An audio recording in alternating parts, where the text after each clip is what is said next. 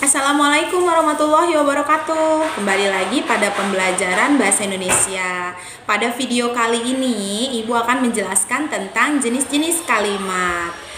Tentu saja teman-teman sudah tidak asing lagi dengan kalimat ya. Kalimat adalah kumpulan dari beberapa kata yang membentuk sebuah informasi atau memiliki makna gitu. Nah, kalimat-kalimat ini terbagi ke dalam beberapa jenis.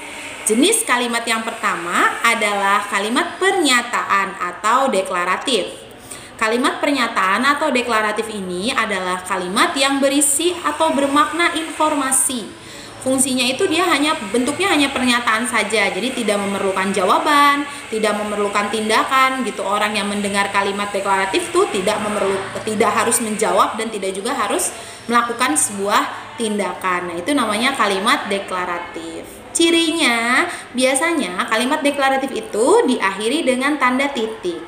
Contohnya, misalnya, ibu akan pergi ke pasar. Ibu sedang memasak di dapur, titik misalnya. Nah, itu adalah bentuk kalimat deklaratif. Artinya, kita yang mendengar tidak harus menjawab atau tidak harus melakukan tindakan. Karena bentuknya hanya informasi saja. Informasinya bahwa ibu sedang memasak. Masaknya di mana? Di dapur gitu. Yang jenis kalimat kedua yaitu kalimat tanya atau interrogatif. Nah, pada minggu lalu kita sudah belajar ya tentang kata tanya. Nah, itu disebut kalimat interrogatif, yaitu kalimat yang berfungsi untuk mencari tahu tentang sebuah informasi. Kalimat interrogatif ini diakhiri dengan tanda tanya.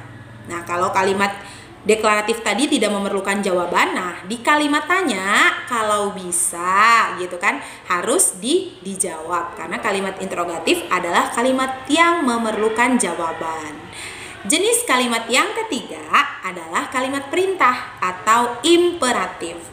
Kalimat imperatif ini adalah kalimat yang berisi atau bermakna memberikan perintah untuk melakukan sesuatu gitu. Jadi kalau kita dengar kalimat imperatif berarti diharuskan kita untuk melakukan tindakan gitu. Tindakan yang sesuai dengan kalimat imperatif tersebut. Gitu. Contohnya, tolong tutup pintu itu misalnya. Kemudian tolong buka makanan itu. Misalnya ada tanda seru di belakangnya. Nah, jadi ini ya ciri dari kalimat imperatif tadi. Kalimat imperatif itu biasanya diakhiri dengan tanda seru. Kalau kalimat interrogatif diakhiri dengan tanda tanya. Sedangkan kalimat deklaratif diakhiri dengan tanda titik. Untuk lebih jelasnya, teman-teman bisa cek atau simak penjelasan berikut ini. Oke, di sini ada contoh kalimat deklaratif, interrogatif, dan kalimat imperatif. Contoh kalimat deklaratif, Jakarta adalah ibu kota Indonesia. Presiden pertama Indonesia adalah Insinyur Soekarno. Nah, kalimat deklaratif ini seperti yang sudah Ibu sampaikan hanya berupa informasi saja. Jadi pendengar tidak perlu menjawab atau tidak perlu melakukan tindakan. Jadi bentuknya hanya informasi bahwa Jakarta itu adalah ibu kota negara kita. Kemudian presiden pertamanya adalah Bapak Soekarno. Yang kedua adalah kalimat interrogatif. Contohnya jangan lupa diberi tanda tanya ya di belakang kalimat interrogatif. Contohnya, siapa yang memenangkan lomba kemarin? Kapan kita jalan-jalan ke Bandung? Nah, itu contoh kalimat tanya. Nah, bagi kalian yang mendengar kalimat interrogatif, maka yang harus kalian lakukan adalah menjawab kalimat tersebut. Nah, kalau misalnya pertanyaannya siapa, berarti jawabannya bisa orang atau pelaku. Sedangkan kalau pertanyaannya kapan, kalian bisa jawab dengan jawaban waktu. Yang ketiga adalah kalimat imperatif atau kalimat perintah. Nah, kalimat ini adalah kalimat yang memerlukan tindakan ketika kita mendengarkan kalimat tersebut. Contohnya, tutuplah jendela rumah, tolong bantu aku membersihkan kamar misalnya.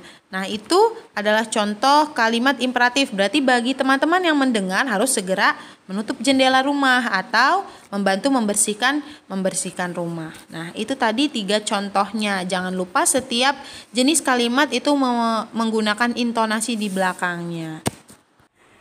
Nah, itu tadi penjelasan tentang jenis-jenis kalimat. Cukup mudah bukan? Mudah-mudahan anak-anak mengerti semua. Tugasnya jangan lupa dikerjakan ya. Tugasnya ditulis di buku tulis Bahasa Indonesia. Nanti dikumpulkan saat pengumpulan tugas. Sekian pembelajaran Bahasa Indonesia dari Ibu. Wassalamualaikum warahmatullahi wabarakatuh.